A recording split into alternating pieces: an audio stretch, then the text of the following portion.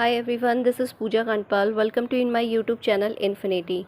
So let's start question number 8 of exercise 1.2. Question is, let A and B with sets show that F from A cross B to B cross A such that FAB equals to BA is bijective function. So bijective functions कौन से होते हैं? जो 1 1 हो और on to function हो.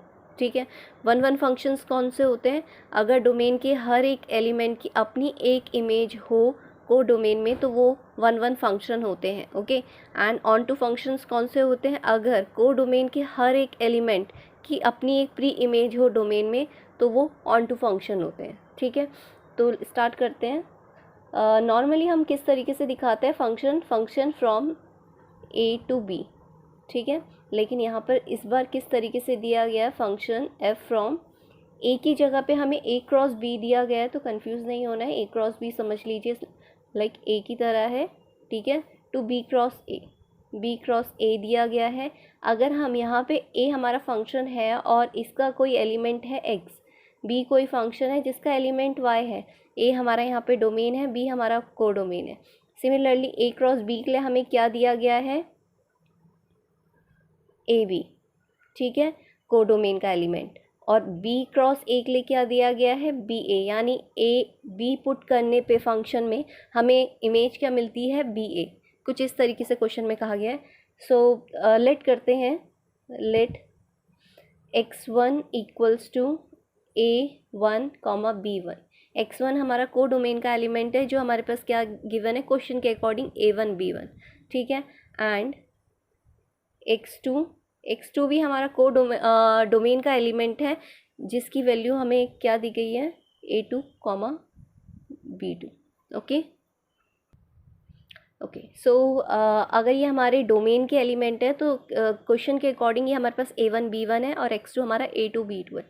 अगर हमें 1 1 फंक्शन चाहिए, क्योंकि फंक्शन हमें बाइजेक्टिव चाहिए, ऐसा क्वेश्चन में पूछा गया है, तो 1 1 भी होना चाहिए. बाइजेक्शन के लिए हमारे पास 1 1 भी होना चाहिए और ऑन टू भी होना चाहिए.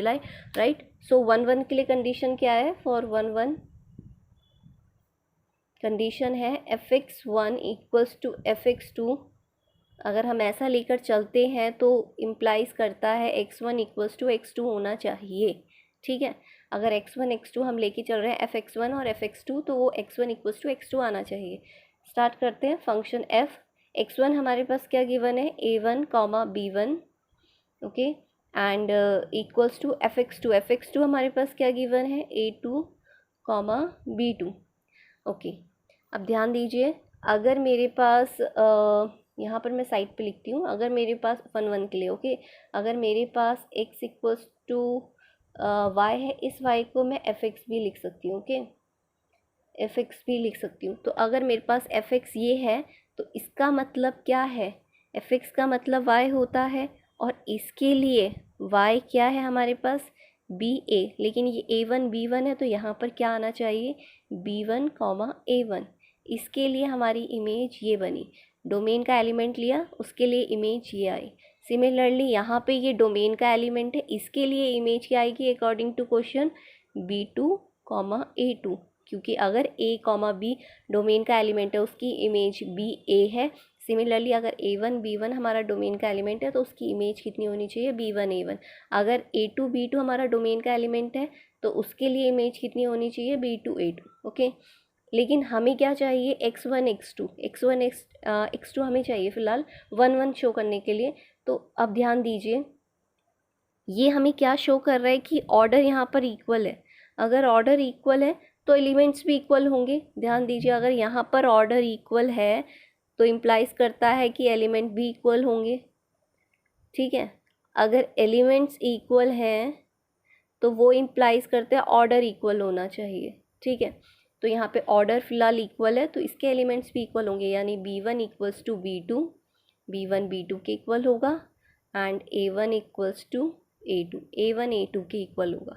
अगर अगर हमें ये चीज़ पता चल गई है कि b1 b2 के इक्वल है और a1 a2 के इक्वल है, तो क्या हम यहाँ पे देख सकते हैं?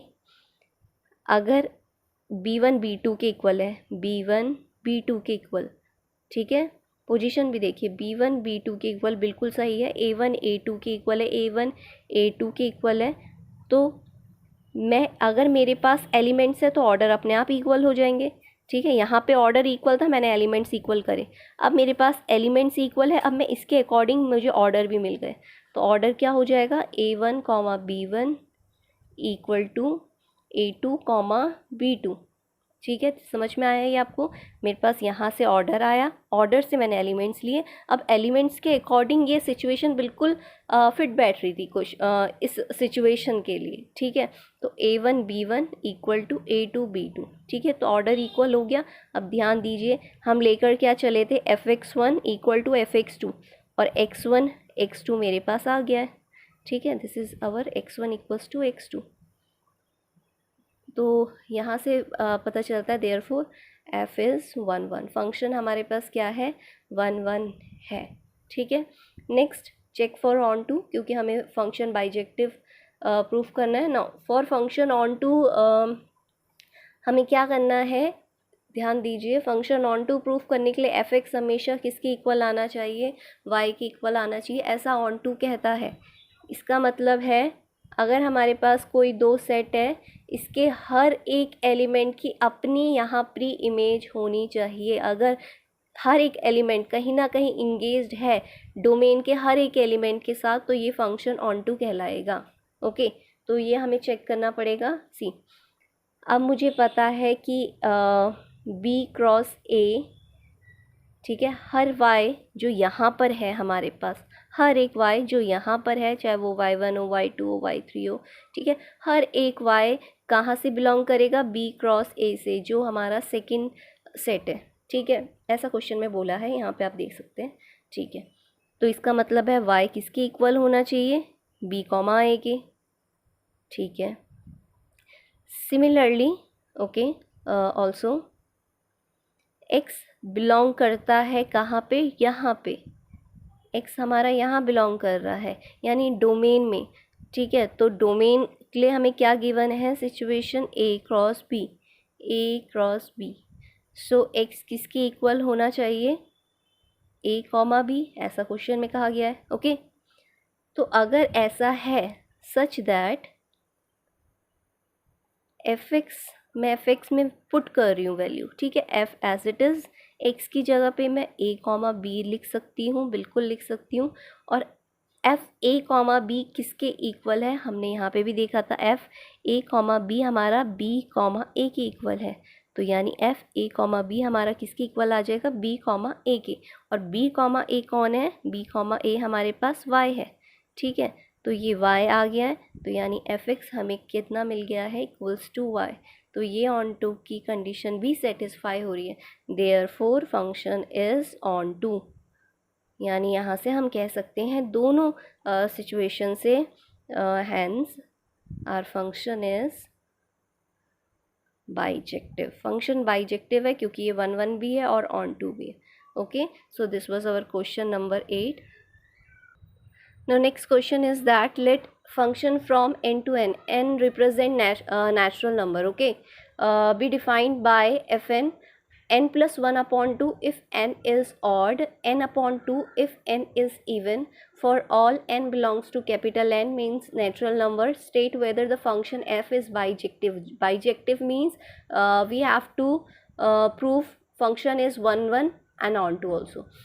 Justify your answer. अब ध्यान दीजिए, नेचुरल नंबर है, नेचुरल नंबर में हमारे इवन नंबर भी आते हैं और ऑड भी नंबर आते हैं। तो कंडीशन यहाँ पे यही है कि जब ऑड नंबर होंगे तो हमें ये लेना है और जब इवन होंगे तो हमें ये लेना है। ओके, अब ध्यान दीजिए, हमें बाइजेक्टिव प्रूफ करना है। बाइजेक्टिव मीन्स फंक्शन क्या क्या होना चाहिए, 1 1 भी होना चाहिए एंड ऑन टू भी होना चाहिए, ठीक है। और नेचुरल नंबर्स की बात करी जा रही है, मतलब 1 से लेकर हर एक नंबर 1 2 3 4। ओके, अब ध्यान दीजिए, सपोज़ ये हमारा एक सेट है ए सेट और ये हमारा बी सेट है। ये पूरा नेचुरल नंबर से बना है, ये भी पूरा नेचुरल नंबर से बना है। यहाँ पे 1 है, ये 2 3 4 5 and so on. Similarly 1 2 3 4 5 and so on, ठीक है। 1 1 के लिए कंडीशन होती है कि हर एक एलिमेंट डोमेन का, ठीक है, उसकी एक अपनी इमेज होनी चाहिए सेट बी में यानी कोडोमेन में, ठीक है। और डिस्टिंक्ट इमेज होनी चाहिए, अलग अलग इमेज होनी चाहिए, 1 की अपनी अलग इमेज, 2 की अपनी अलग इमेज, 3 की अपनी अलग इमेज, हर एक एलिमेंट की, ठीक है। अगर ऐसा नहीं है तो फंक्शन 1 1 ऑन 2 बिल्कुल नहीं होगा, ठीक है। अब ध्यान दीजिए, इफ़ एन इज़, अगर मैं डोमेन के, ठीक है, अगर मैं डोमेन के किसी भी ऑड नंबर को ले लूँ, सपोज 1 ले लूँ, इफ़ एन इज़ ऑड, ठीक है, बिलोंग्स टू ए यानी डोमेन से, तो कंडीशन क्या है, n+1, तो मैं n इक्वल्स टू 1 ले रही हूँ, तो कंडीशन है n+1/2, यानी मेरे पास आएगा 1+1/2, दैट इज़ 2/2 इक्वल्स टू 1। यानी कितनी इमेज बनी, अगर मैंने n1 लिया, ठीक है, फंक्शन मैंने अगर 1 लिया, यहाँ पे 1 लिया, तो मेरे पास y कितना आया, 1 आया, यानी 1 की इमेज ये रही, ठीक है। अब उसके बाद ऑड की बात करते हैं, if n is even belongs to domain. अगर मैं यहाँ से अब दूसरा इवन नंबर ले लूँ, n इक्वल्स टू, इवन के लिए कंडीशन क्या है, n/2, तो n/2 आएगा। n हमारे पास 2 है, तो 2/2 इक्वल्स टू 1, जो कहाँ पर है, बिल्कुल y में है, बिलोंग्स टू y, ये बिलोंग का साइन है। तो यहाँ पे हम देख रहे हैं कि 2 मैंने लिया तो उसकी इमेज भी 1 आई, ठीक है। इसी तरीके से अगर मैं यहाँ पर 3 लेती हूँ तो 3 की इमेज हमारे पास 2 आएगी, और 4 की इमेज भी 2 ही आएगी। हम करके देख सकते हैं, देखिए, अगर मैं n हमारे पास 3 ले लेती हूँ, जो कि ऑड है, क्योंकि मैंने एक बार ऑड लिया, इवन लिया, अब मैं ऑड ले रही हूँ। अगर मैं एक ऑड ले लेती हूँ तो फंक्शन f3 ऑड के लिए ये है, तो 3+1/2 यानी 4, ओके। 4/2 इक्वल्स टू 2, और 2 कहाँ से बिलोंग करेगा, कोडोमेन से, यानी बी से, ठीक है। तो हम y लिख लेते हैं, तो 3 की इमेज 2 आई है। सिमिलरली अगर मैं 4 लूँगी इवन नंबर, तो मेरे पास n/2 है, n/2 मतलब 4/2 यानी 2 आएगा, 2 फिर से बिलोंग करेगा y से, यानी 3 और 4 की भी सेम इमेज आ रही है। तो जब ऐसा होता है कि 1 की इमेज और 2 की इमेज, ठीक है, सेम आ रही है, क्या आ रही है हमारे पास, 1 1 आ रही है, दोनों की इमेज, फंक्शन मैंने 1 लिया और f2 लिया, दोनों की इमेज 1 1 आ रही है, ठीक है। तो ये फंक्शन 1 1 नहीं हो सकता है, क्योंकि दोनों की सेम इमेज आ रही है। जबकि 1 1 की कंडीशन ये है कि हर एक एलिमेंट, डोमेन के हर एक एलिमेंट की अपनी इमेज होनी चाहिए, लेकिन यहाँ पे 1 भी 1 दे रहा है और 2 भी 1 दे रहा है, तो वो पॉसिबल नहीं है, वो गलत है, ठीक है। तो हम यहाँ पे लिख सकते हैं, since 1 is not equal to 2, लेकिन फिर भी इन दोनों की इमेज सेम आ रही है, therefore function is not 1 1, function 1 1 नहीं है, ठीक है। नेक्स्ट चेक करते हैं फॉर ऑन टू के लिए मैंने आपको बताया था f(x) हमारे पास y आना चाहिए। इसका मतलब ये है फंक्शन ऑन टू है कि हमारे हर एक एलिमेंट जो b में है वो कहीं ना कहीं इंगेज्ड होना चाहिए a के एलिमेंट्स के साथ, हर एक एलिमेंट, इवन हर एक एलिमेंट की अपनी एक प्री इमेज होनी चाहिए सेट a में, ठीक है। तो अगर हम f(x) यहाँ पे, अब देखिए कंडीशन बनती है, ठीक है, क्योंकि यहाँ पे भी ऑड है और यहाँ पे भी इवन नंबर है, ओके। केस ले लेती हूँ, फर्स्ट केस है, हमारे पास 2 केस बनेंगे। इफ़ n इज़ ऑड, अगर n ऑड होता है, इधर से शुरू कर रही हूँ अब मैं, ठीक है, पहले इधर से किया था 1 1 के लिए, लेकिन ऑड जो होता है वो हमारी कोडोमेन बेस्ड प्रॉपर्टी होती है, तो ऑन टू जो हमारी होती है कोडोमेन बेस्ड प्रॉपर्टी होती है, तो इधर से स्टार्ट करते हैं, ठीक है। तो f is odd, if n is odd यानी कोई ऑड आया देन तो 2n-1 भी ऑड होगा, ठीक है। ऐसा मैंने क्यों लिखा है, अगर n ऑड होता है, सपोज 1 है, तो मैं यहाँ पे अगर 1 पुट करूँगी, 2 1 ज़ा 2, -1 इज़ 1, तो वो भी ऑड आएगा। कहने का मतलब है हर एक n के लिए 2n-1 हमेशा ऑड रहेगा, ठीक है। तो f कंडीशन ये होती थी f(x) मतलब f(x) की जगह पे मैं क्या पुट करने वाली हूँ, सॉरी, f(x) हमारा ऑड के लिए हमारे पास क्या कंडीशन है, n+1/2, ठीक है। लेकिन x मतलब ये हमारा n है, ठीक है। यहाँ पे मैं n लिख लेती हूँ, एक्चुअली n हमारा ऑड है, और ऑड हमारे पास क्या आया है, वैल्यू 2n-1, तो यहाँ पे n की जगह पे 2n-1 प्लस 1, ये वाला +1/2, -1 + 1 कैंसिल हो गए, 2n/2, यानी हमारे पास क्या आया, n आया है, ठीक है। n का मतलब है, सो हमारे पास n आया, और n कुछ भी हो सकता है, इवन भी हो सकता है और ऑड भी हो सकता है, लेकिन यहाँ पे ऑड आया तो इसका मतलब है हमारे पास एक वैल्यू आएगी ऑड। ठीक है। Case second, if n is even, अगर n हमारे पास इवन होता है then 2n is also even. अगर मैंने यहाँ पे 2 ले लिया है तो 2 मल्टीप्लाई 2 हमारे पास क्या आएगा 4। n लेकिन इवन होना चाहिए, कंडीशन ये है। ठीक है। तो फंक्शन एफ एन हमें पता है इवन के लिए कंडीशन n/2 है, तो एफ एन की जगह पे मैं 2n ले लूँगी तो n 2n हो जाएगा, 2n/2। 2 से 2 कैंसिल करेंगे तो हमारे पास सिर्फ n आएगा।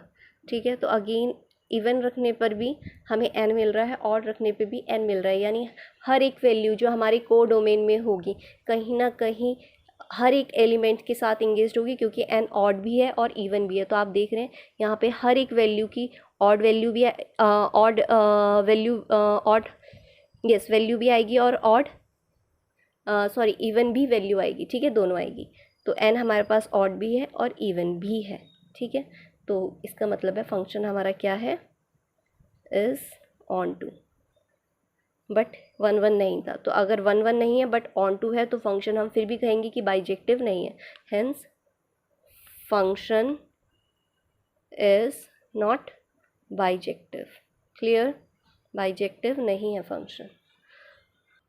Now your next question is 10th question is let a equals to r minus 3 and b equals to r minus 1। r represent कर रहा है रियल नंबर्स को। Consider the function f from a to b defined by fx equals to x minus 2 upon x minus 3 is f 1 1 and on to justify your answer। हमें बताना है function 1 1 और on to है या नहीं है, सिर्फ इतना। ओके। रियल नंबर हमें दिया गया है, ध्यान दीजिए।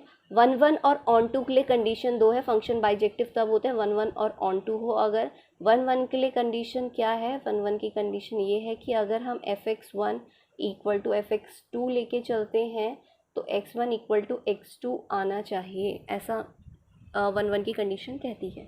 ठीक है। और फंक्शन कहाँ से है, फ्रॉम a टू b, और a हमें क्या दिया गया है, r माइनस 3, यानी सारे रियल नंबर लेकिन उसमें 3 नहीं होना चाहिए। और b हमें क्या दिया गया है, सारे r होने चाहिए लेकिन उसमें 1 नहीं होना चाहिए, इस तरीके से। ठीक है।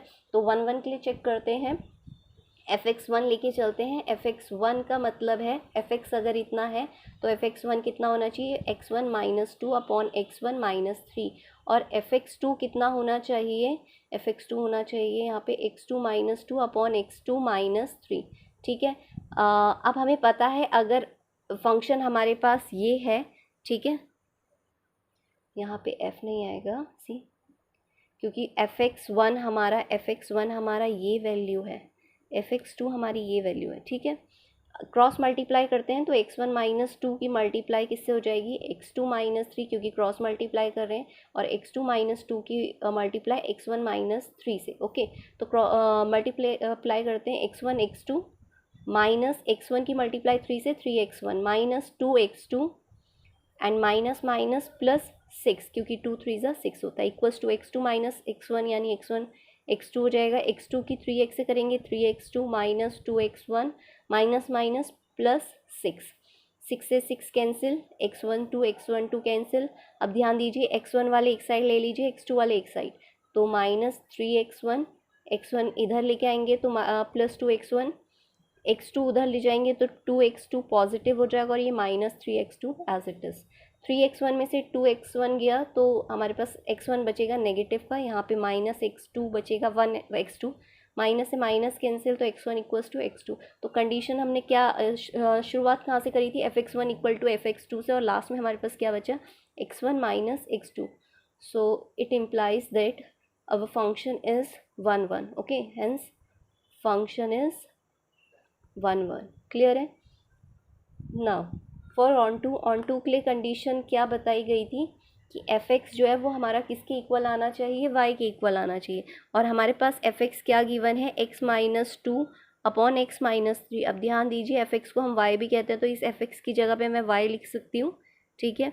x minus to x minus three, हमें करना क्या होता है, यहाँ से x की वैल्यू फाइंड करनी होती है, तो इससे मल्टीप्लाई यहाँ करेंगे x माइनस थ्री से equal to x minus two, तो ये हमारे पास क्या आएगा, y x minus three y equal to x minus two. अब एक काम करते हैं, अगर हमें x की वैल्यू चाहिए तो x इधर ले जाते हैं, थ्री वाई उस साइड शिफ्ट करेंगे। ओके, तो minus x equal to minus two plus three y, यहाँ से x कॉमन लिया तो y माइनस वन हो जाएगा, minus two plus three y, यानी x equals to minus two plus three y whole upon y minus one.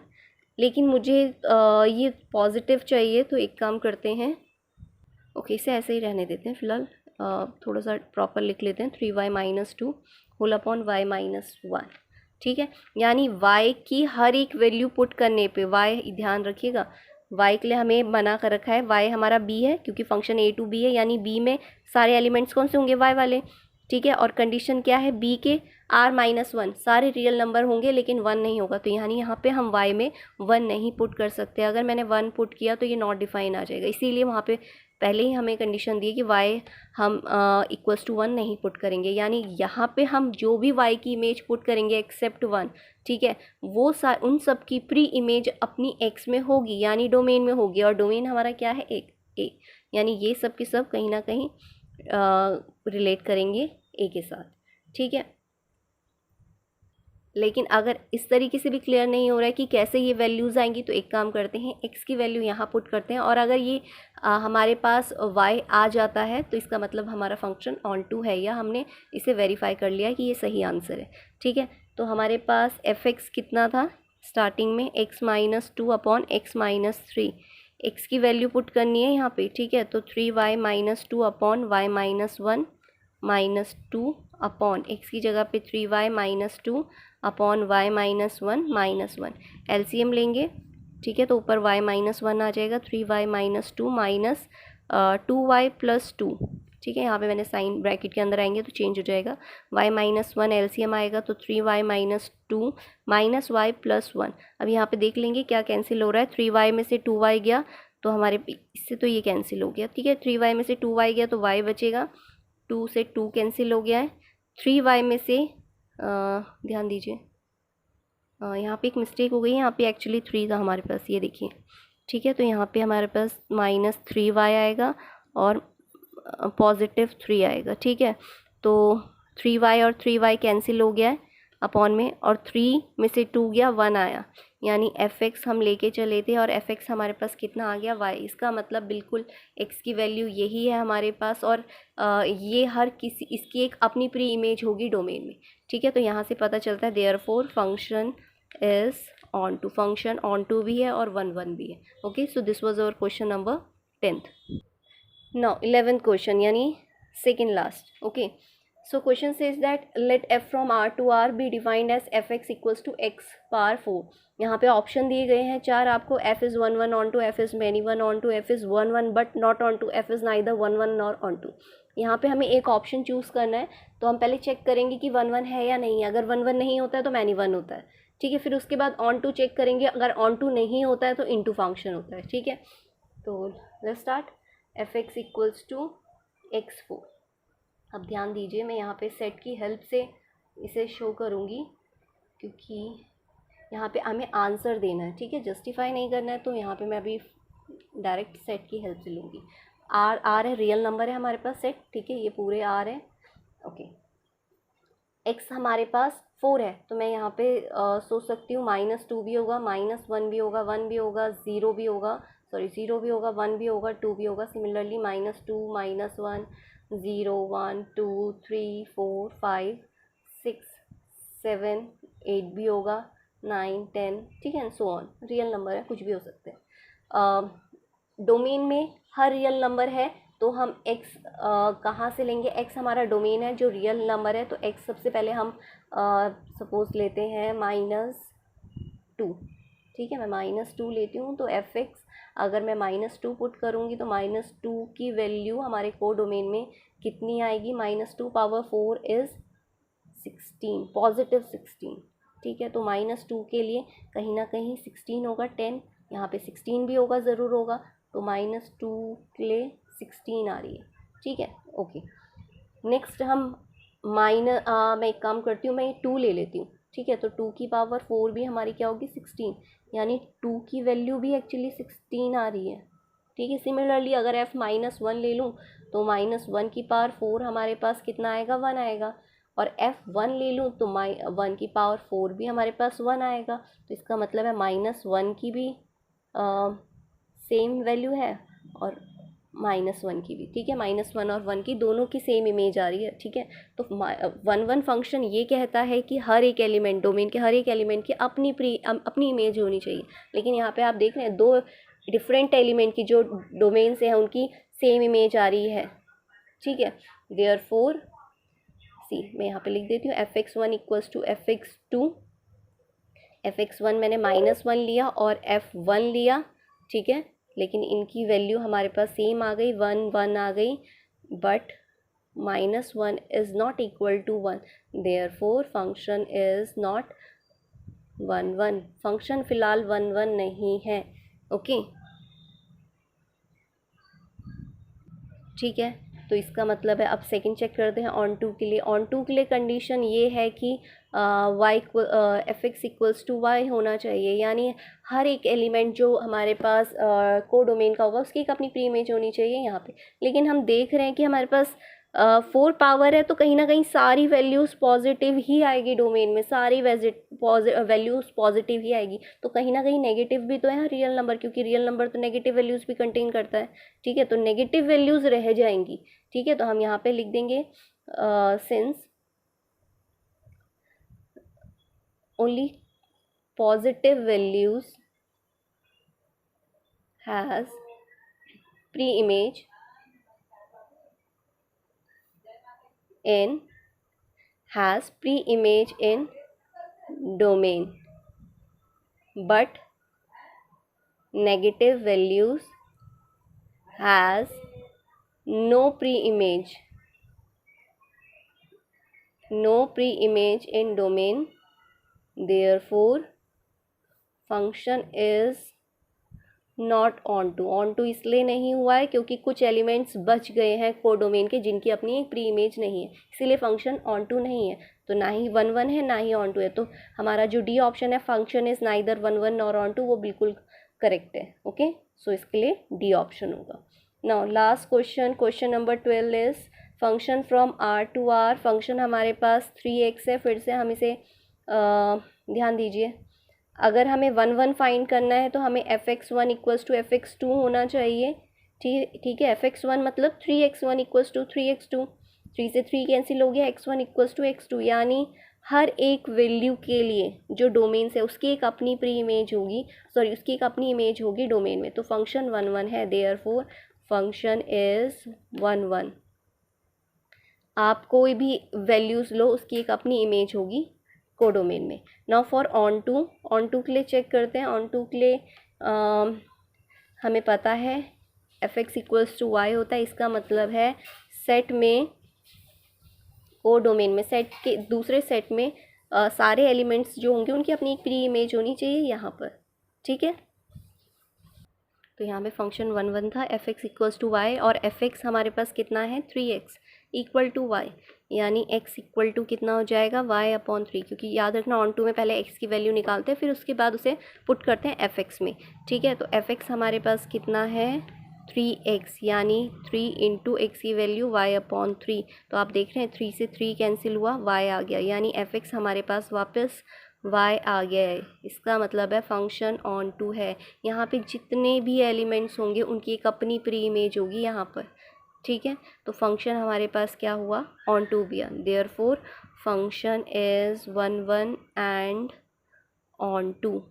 इसलिए आपका first option यानी ए बिल्कुल करेक्ट है। ओके, सो यहाँ पे हमारी एक्सरसाइज कंप्लीट होती है, एक्सरसाइज 1.2। नेक्स्ट वीडियो में हम composition of function and invertible function की बात करेंगे, थोड़ा डिस्कशन करेंगे, उसके बाद उसके एक्सरसाइज के क्वेश्चंस करेंगे।